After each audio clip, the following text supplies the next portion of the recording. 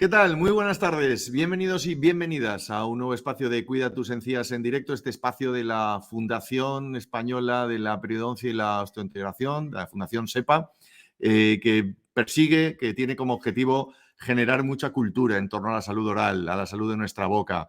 Llevamos casi 3 temporadas realizando este tipo de directos. Los que lo hacemos hemos aprendido mucho sobre la salud de nuestras encías, de nuestra boca, de nuestros dientes y esperemos que la sociedad en general también aprenda. Este proyecto está enmarcado dentro de la página web cuidatusencías.es, una página web que pueden visitar en cualquier momento, que tiene información muy relevante, que está organizada, mejor dicho, a través de las diferentes secciones, información sobre nuestras encías, información sobre la ortodoncia, información sobre la higiene oral, información sobre los implantes de los que hablaremos en el día de hoy. Una información donde ponemos en valor sobre todo las fuentes, que son los propios profesionales sanitarios.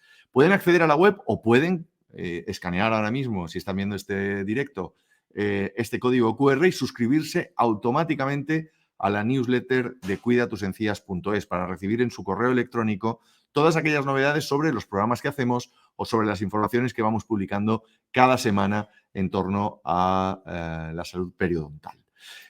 Vamos a hacer una pequeña pausa y enseguida hablamos sobre los implantes y dentro de del concepto de los implantes sobre los rechazos que pueden provocar esos implantes. Una pequeña pausa para la publicidad y empezamos.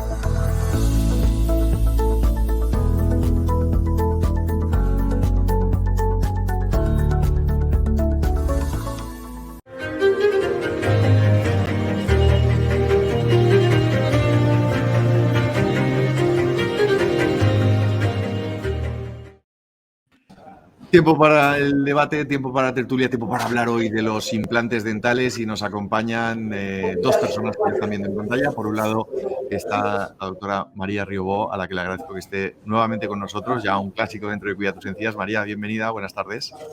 Buenas tardes, encantadísima estar con vosotros.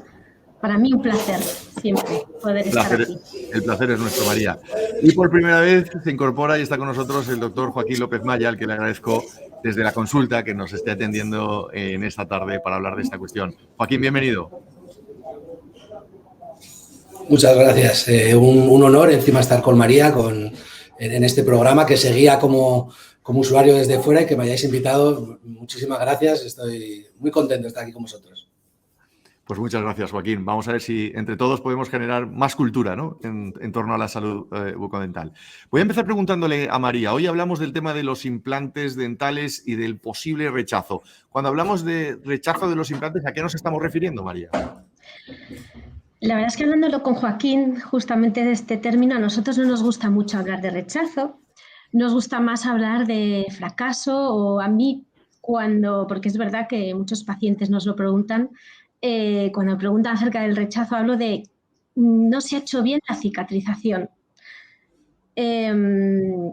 Realmente el implante que es hecho en materia de titanio, el titanio está demostrado que no produce ninguna reacción alérgica. Al final el rechazo nos recuerda, ¿no?, a una posible reacción alérgica y eso es muy probable que ocurra. Joaquín, tampoco estás de acuerdo con el concepto de rechazo, ¿no? Es mejor, como decía María, utilizar otro tipo de términos.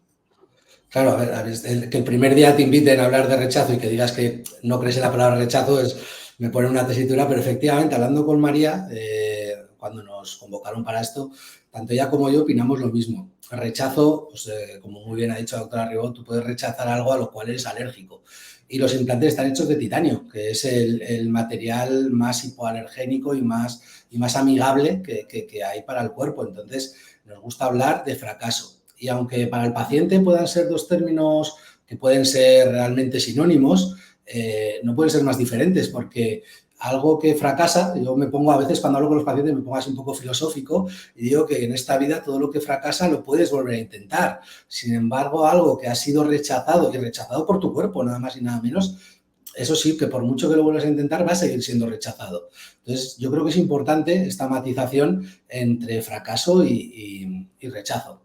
Fundamental. Adopto el concepto de fracaso y es el que voy a utilizar a partir de ahora en los próximos minutos. Hablarme, por favor, de las causas. ¿Qué es lo que puede provocar ese fracaso? María, ¿por dónde pueden ir? ¿Cómo podemos darnos cuenta de que eso está siendo realmente un fracaso? ¿Cómo podernos dar cuenta? Los síntomas que a lo mejor puede notar un paciente, voy a empezar por ahí, luego si no hablamos de las causas. Perfecto. Después de haber colocado el implante, lo normal, después de un periodo de cicatrización de 1 semana, 2 semanas, en función del tipo de cirugía que se ha hecho, realmente si se empieza a notar un dolor que persiste, muchas veces que se mueve algo, que se inflama o incluso que supura, es verdad que el dolor muchas veces es inexistente, pero ahí podemos empezar a sospechar que haya habido un fracaso y sobre todo cuando ocurre después de las 4 primeras semanas. Las 4 primeras semanas después de la colocación del implante, digamos que es el periodo más crítico de la cicatrización. Pasadas estas 4 semanas, normalmente en teoría no debería haber ninguna sintomatología, pero si hay alguna sintomatología tendríamos ya que sospechar que algo puede estar pasando y recomendamos, por supuesto, que el paciente acuda a la clínica. ¿Qué es lo que puede estar pasando, Joaquín? ¿Qué posibles escenarios nos podríamos encontrar? ¿En qué posibles escenarios? Yo creo que es muy importante la línea temporal que acabamos de trazar, ¿no? Se puede hablar de un fracaso temprano en el caso que ocurra pues, durante las primeras semanas. Entonces, lo que tendríamos es, pues, por definición, un fracaso en la cicatrización que está teniendo dentro del cuerpo del paciente. En este caso, pues por una infección o por un traumatismo fortuito, puede ser que esas células que están formando el hueso pues no se esté produciendo este proceso y hay algún tipo de problema. Entonces, en este caso, el paciente, lo he dicho, pues va a tener un escenario en el cual pues puede notar molestias, dolor, sangrado, etcétera, etcétera. Hay veces que incluso nosotros en la propia retirada de sutura vemos estos fracasos tempranos. El problema viene un poquito más en el fracaso pues más posterior, ¿no? En este caso, cuando ya pasa más tiempo, hay una serie de causas y una serie de fracasos que luego abordaremos juntos y que ahí pues muchas veces el paciente ni se da cuenta de lo que está pasando, pues porque ha ido perdiendo hueso poco a poco ese implante y es un poco como la periodontitis que a veces se tilda de ser una enfermedad silenciosa, que uno no se da cuenta hasta que ya hay una movilidad bastante marcada, tanto del diente, pues en este caso sería el implante, que incluso llegaría más tarde. Entonces, lo más aconsejable es ir a esas revisiones y que el profesional sea el que vaya viendo un poco pues cómo está yendo el proceso de cicatrización para poder encontrar ese posible fracaso. María y Joaquín, los dos habéis comentado ese horizonte temporal de los 4 meses. ¿Por qué los 4 meses? ¿Por qué tenemos que tener tan en cuenta este horizonte temporal para empezar a valorar si realmente la terapia no ha funcionado? Realmente es en el que más, en término medio, hablando en función depende del sistema de implantes, en teoría se realiza la osteointegración del implante, es decir, que el implante se integra al hueso y en función de las características del paciente que ahora vamos a poder hablar, pues podemos esperar más o menos. Y en teoría el implante, una vez osteointegrado en el hueso, es cuando ya decidimos hacer la carga, poner la corona encima, poner la muela, digamos, y hacerle funcionar. Entonces es importante que durante este tiempo esta integración se haya hecho correctamente. Este fracaso temprano ocurre justamente a lo largo de este tiempo, que es lo ideal, porque si, bueno, pues no podemos cargar este implante, no podemos hacerlo funcionar si no ha cicatrizado correctamente. Entiendo, Joaquín, que a partir de los 4 meses que fracase un implante es más raro. Puede ser algo más difícil. Digamos que yo entonces cambiaría la forma del fracaso en sí. Las primeras 4 semanas pasamos de tener un dispositivo que hemos introducido en la boca del paciente por mera rosca, o sea, al final yo también, hablando coloquialmente con los pacientes, les digo que al final esto es un poco como bricomanía de poner un taco en una pared. Hemos hecho un agujero un poco más pequeño que lo que es el implante y al principio el implante entra roscado por su propia estabilidad primaria y se produce una cicatrización para que se produzca una estabilidad biológica. Entonces, ese primer fracaso temprano ocurre durante esta línea temporal que hemos marcado de estos primeros meses, de estas primeras semanas. Posteriormente, de este punto, como bien decías, puede haber otro tipo de fracaso, pero es ya más lento, ya no es tan explosivo. Puede haber un fracaso técnico en cuanto a que la corona pues, se mueva o hay algún tipo de problema en el sistema de retención de lo que es el diente. Digamos que el implante es la raíz, ¿no? y el diente es la corona. Lo que va por fuera, pues se puede considerar algún tipo de fracaso el hecho de que la corona se mueva. O puede haber un fracaso biológico en cuanto a que el implante empieza a perder hueso. Entonces, claro, eso no es de la noche a la mañana. Eso ya es un poquito más lento. Entonces, ese fracaso a posteriori, ese fracaso pues más a un largo plazo, se ve de una manera diferente. Entonces, ¿es imposible que a partir de los 4 meses pase algo?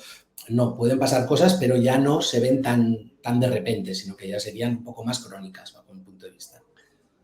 María, existen diferentes tipos de implantes. ¿Esas diferencias de implantes también tienen asociados diferentes porcentajes de fracaso? La pregunta la lanzo a los dos. No sé si tenéis información al respecto. Hay algunos que fracasan más, que fracasan menos. ¿Qué es como usuarios, qué es lo que tenemos que tener en cuenta? Lo que hay que tener en cuenta es verdad que a día de hoy hay cientos de casas de implantes y muchas que están emergiendo, y es verdad que hay muchas que tienen un aval científico detrás, hay investigaciones en el que justamente se ha estudiado, ¿no?, el porcentaje de fracasos, el porcentaje de fracasos tempranos o fracasos a largo plazo, y hay otras casas de implantes que a lo mejor no tenemos a día de hoy esa información. Entonces, bueno, tenemos que estar un poco abiertos a esto, ¿no?, a estar actualizados y a animar que bueno, estar siempre conectados con la evidencia científica. Siempre, ¿no? Y dejarnos aconsejar por vosotros, Joaquín. Totalmente. No lo ha podido decir mejor María. Al final el implante, si nos vamos al núcleo, es un tornillo de titanio. O sea, todos tienen la misma materia prima. Luego se trata de una manera o de otra, pero donde hay que poner valor precisamente es en lo que ha dicho la doctora. Hay implantes que han salido hace 10 años. Hay implantes que han salido hace 5 años. Ese implante tú no sabes cómo puede ir funcionando más allá de ese tiempo porque no ha estado funcionando. Sin embargo, hay otros sistemas de implantes que tienen un largo recorrido y que sí que efectivamente tienen un aval científico detrás que nos dicen que a 20, a 30 años tienen pues esta tasa, esta forma de funcionar, etcétera, etcétera. Entonces, yo creo que hay que fijarse y poner en valor siempre la ciencia que hay detrás de todo acto quirúrgico y de todo acto clínico que hagamos. Y hay ciertos sistemas que actualmente carecen de ella y otros que, por el contrario, pues tienen un amplio recorrido. María, ¿hay alguna fórmula para prevenir ese fracaso? ¿Los profesionales tenéis alguna fórmula? Y luego extiendo la pregunta. ¿Y los pacientes también? Es decir, ¿las personas también podemos de alguna forma prevenir problemas? Sí, de hecho, de aquí ya podemos hablar más hay que saber las causas más relacionadas con el fracaso. Entonces, por un lado, está todo lo que rodea al paciente, digamos, los factores sistémicos, y que está relacionado que enfermedades no controladas como la diabetes o pacientes fumadores está mucho más asociado con un porcentaje más alto de fracaso. Pacientes médicamente comprometidos, tener en cuenta la medicación que puede alterar pues, metabolismo óseo o la cicatrización, también hay que tenerlo en cuenta. Por lo tanto, que de primeras y a priori una buena anamnesis al paciente, conocer a nuestro paciente, qué está tomando, qué es lo que tiene, porque muchas veces tenemos que retrasar la colocación de implantes porque tiene esos factores de riesgo que están directamente relacionados. A nivel local, bueno, pues muchas veces nosotros cuando hacemos el estudio implantológico con los escáneres podemos valorar la calidad ósea, el tipo de hueso que tiene el paciente, que puede ser un tipo de hueso más cortical, menos vascularizado, también más asociado a que pueda haber más tasa de fracasos.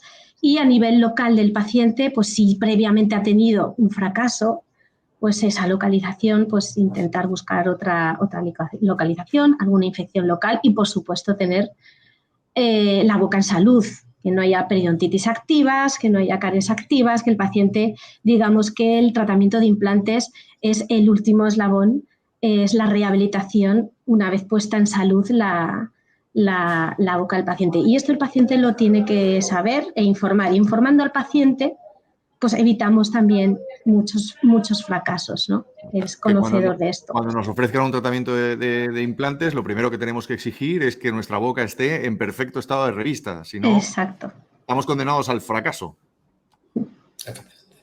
Efectivamente. Joaquín, y si llega ese fracaso, ¿vale? Nos vamos a poner en el peor de los escenarios, ha llegado ese fracaso, vosotros como profesionales, ¿qué herramientas tenéis para poder solventar la situación, ponerle remedio? En el momento, bueno, lo primero que hay que entender es que el fracaso de los implantes, como bien estábamos hablando, vienen por unas causas.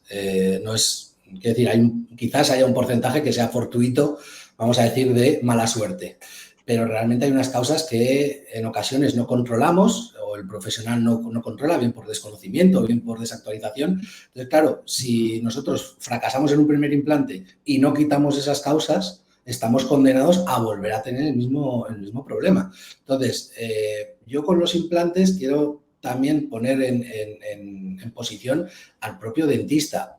Así como con la periodontitis, nosotros no tenemos la culpa, vamos a decir entre comillas, le podemos decir que ha sido por un acúmulo de biofilm del propio paciente.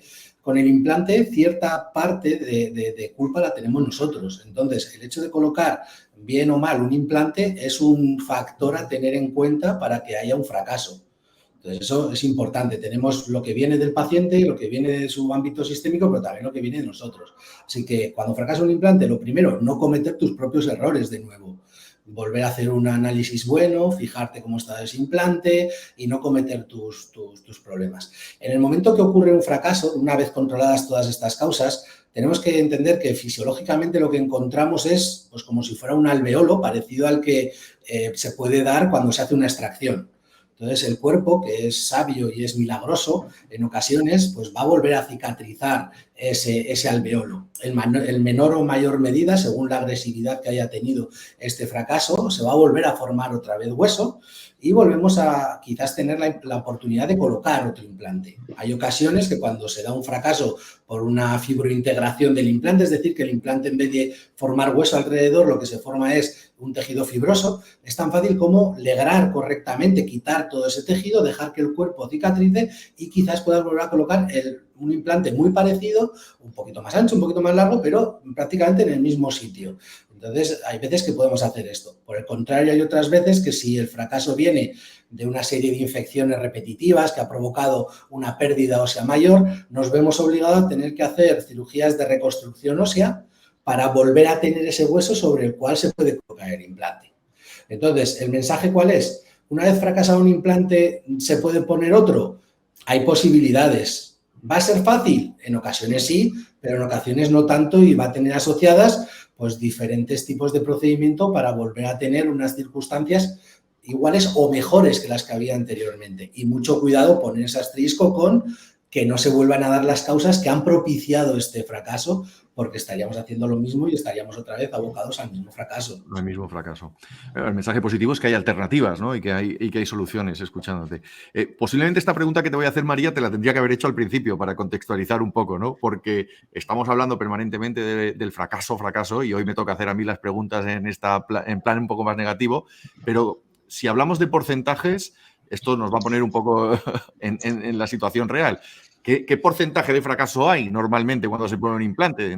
Debe ser escaso. Muy bajo, muy bajo. O sea, de hecho, si le doy la vuelta al porcentaje de éxito aquí entendido como que la cicatrización se haga de forma correcta, es como de un 98%. Es más, las casas de implantes tienen previsto este 2%, que es muy poquito, ¿no? La tasa de fracasos que prevén y bueno, pues nos, digamos, devuelven el implante para su reposición, ¿vale? Esto es algo bueno que también tiene que saber el paciente y como ha comentado Joaquín perfectamente, la primera opción que vamos a hacer es reponer ese implante, porque ese ha podido pasar por cualquier circunstancia. Vamos a tener en cuenta esta circunstancia, vamos a reponer el implante y sí que se ha visto que el éxito en esta segunda reposición también es muy alto. O sea, es decir, que vuelva a fracasar una segunda vez es muy complicado. Y si se diese este caso, que es lo mínimo, pero a veces puede ocurrir, en este caso yo ya sí que me plantearía, bueno, pues otras alternativas o ya pensar que no es un paciente candidato a implante. Pero es verdad que la tasa es muy, muy, muy baja. Joaquín, en positivo de los implantes hablamos. Sí. Hombre, a ver, hay que tener, quiero decir que los implantes es de las mejores prótesis extracorpóreas, porque está en ese grupo de las que puede haber. No se puede comparar con ninguna prótesis de cadera o de columna que pueda haber en el mercado. No son perfectos, que es un mensaje que se ha llegado a calar en muchos pacientes cuando te dicen esto es para toda la vida o yo he leído que esto es para siempre. Eso, a ver, hay que tener muchas cosas en cuenta, hay que cuidarse, porque una de las mayores tasas de fracaso tardío es un fracaso biológico que se llama perimplantitis. Y esa perimplantitis puede tener un poco su eco en la periodontitis. Si vemos los porcentajes de periodontitis en la sociedad española, son alarmantes.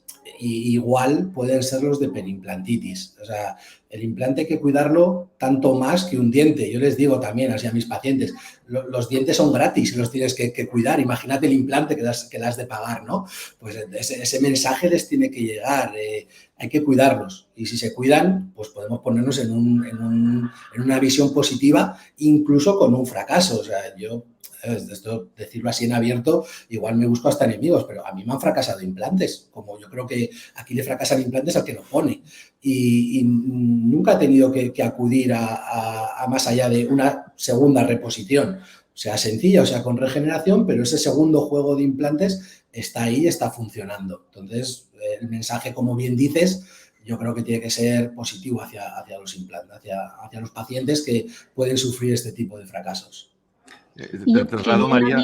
Adelante, sí, por favor. No, añadir a lo que has dicho muy interesante, Joaquín, y antes también lo has mencionado, que la mano que coloca el implante es uno de los factores más importantes. También animo a que aquellos pacientes se informen bien y busquen un especialista con experiencia en implantes, pero no solo en colocar implantes, sino en resolver los problemas de los implantes, porque por supuesto quienes colocamos implantes tenemos fracasos, pero lo importante es saber solucionar estos fracasos y que las cosas vayan bien.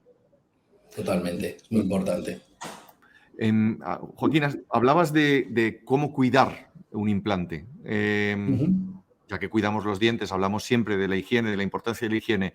¿Cómo debemos cuidar el implante? Aprovecho para trasladarte esta pregunta a nosotros. Pues me encanta que me hagas esa pregunta, porque yo creo que es donde los periodoncistas sí que tenemos que estar al pie del cañón. O sea, así como sabemos perfectamente que una de las enfermedades más prevalentes de la boca, que es las enfermedades periodontales, tiene un origen bacteriano, bacterias que viven con nosotros, esas mismas bacterias también afectan a los implantes. No son diferentes, no son de otro tipo, no nos las tiene que contagiar nadie, las tenemos en la boca. Entonces, ¿qué hay que hacer? Un control adecuado del biofilm. Y ahí es donde también hay que volver a hacer, porque la perimplantitis no existía, la hemos inventado los seres humanos, ¿no? Cuando no había implantes no había perimplantitis, y hay veces que tenemos la culpa nosotros, hay veces que no dejamos a nuestros pacientes limpiarse correctamente, porque hemos hecho una prótesis mal ajustada, porque hemos tenido o ha habido una mala colocación del implante, y el paciente no se puede limpiar. Entonces, ¿qué es lo básico? Controlar esa higiene. Y si el paciente no la puede controlar por algún tipo de problema externo, hay que hacer lo posible para que la controle. Y una vez tenida controlada ese acúmulo de biofilm, no va a haber inflamación. Y si no hay inflamación, no va a haber una situación crónica de acúmulo de componentes de la inflamación, de enzimas, de las bacterias, etcétera, que va a provocar esa pérdida ósea. Así que, de cara al paciente, lo mismo que con los dientes, limpieza 3 veces al día, introduciendo un mecanismo interproximal por la mañana y por la noche preferentemente, la limpieza de la lengua también una vez a la semana para mantener también a raya todo ese nicho bacteriano, y por supuesto visitas al dentista junto con su revisión dental, revisión de implantes. 2 veces al año sería lo indicado, incluso si pueden ser 3, pues 3, pero vamos, con 2 veces cada 6 meses es un poco el protocolo que por lo menos yo sigo de visita para mis pacientes con implantes, para ver que no hay absolutamente ningún parámetro que se me escapa. Y en esos 6 meses, pues si hay algún tipo de inflamación, lo puedes detectar de una manera más temprana y tienes más margen. Así que esa sería un poco la fórmula para mantener, sería un poquito esta que te acabo de comentar. Pues es magnífica, María. No sé si quieres añadir algo más.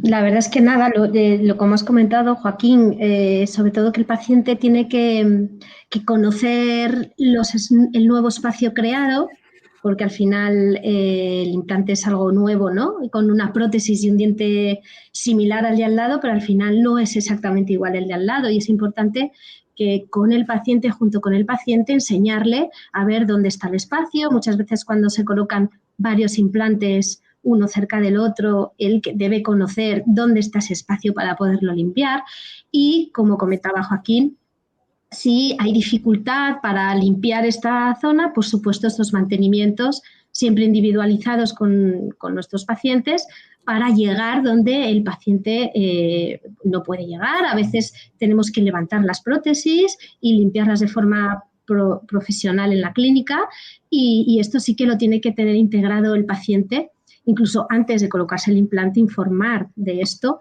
para que sepa que va a tener que venir a sus mantenimientos para cuidar sus implantes a lo largo de la vida, porque eso es lo que queremos, que duren sin fracasos y sin problemas a lo largo de su vida. Y si me permitís, y os la traslado también, cuidarnos más allá de nuestra boca, ¿no? Quiero decir que nuestra salud en general, siempre hablamos de la bidireccionalidad que tiene, ¿no?, la boca con nuestra salud en general. Oye, pues si nosotros también nos podemos cuidar, también vamos a conseguir una tasa de mayor éxito, ¿no? Si comemos mejor, descansamos mejor. No sé cómo veis esto.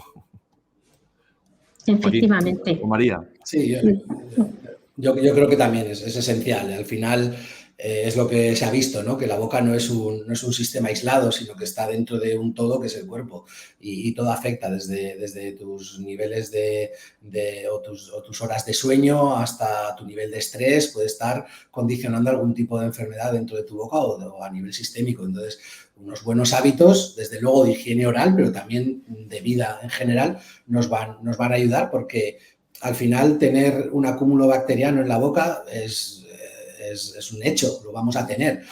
Cómo se defienda nuestro cuerpo de ese acúmulo bacteriano es esencial. Llegar a ese equilibrio entre las bacterias y nuestras defensas y que no haya lo que conocemos como disbiosis y empiece un poco el problema es esencial. Y para eso suma absolutamente todo lo que has dicho y lo que me parece un apunte muy interesante el que acabas de hacer porque es el mensaje que tenemos que transmitir a la población, yo creo. María. Sí, al igual que, bueno, estamos viendo esta relación bidireccional de todas las enfermedades sistémicas que están conectadas con la periodontitis, que cada vez van saliendo más.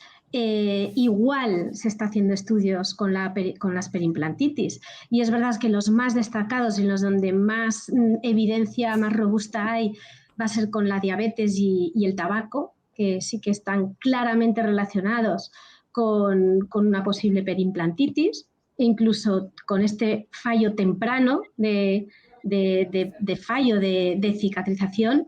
Entonces, teniendo esto claro, es importante al paciente desde el inicio animarle, ¿no?, a que se cuide, animarle a que pues pacientes incluso que no saben que son diabéticos, animarles después de una anamnesis o viendo su historial familiar, que vayan también a su médico de cabecera y que se cuiden de forma general, porque esto al final se va a reflejar en su salud oral y la salud oral también hace parte de la calidad de vida de nuestros pacientes.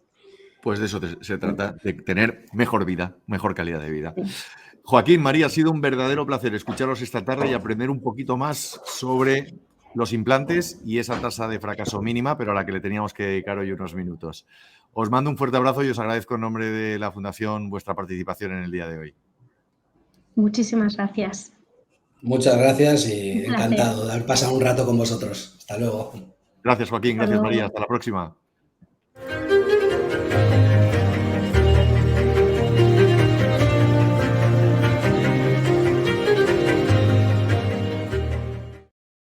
Y a todos ustedes también, muchas gracias por su tiempo, por estos 30 minutos de atención que nos han presentado. Espero que les haya parecido por lo menos la mitad de interesante que me lo ha parecido a mí, que ya me ha parecido algo muy interesante hablar de la realidad de los implantes, ¿no?, dentro de lo que es la salud oral, y que, bueno, tomen buena nota por si se tienen que acercar o les ofrecen algún tipo de tratamiento, que tengan ustedes la mejor información para poder negociar, para poder hablar con sus profesionales sanitarios que han de visitarlo. Y cuídense mucho.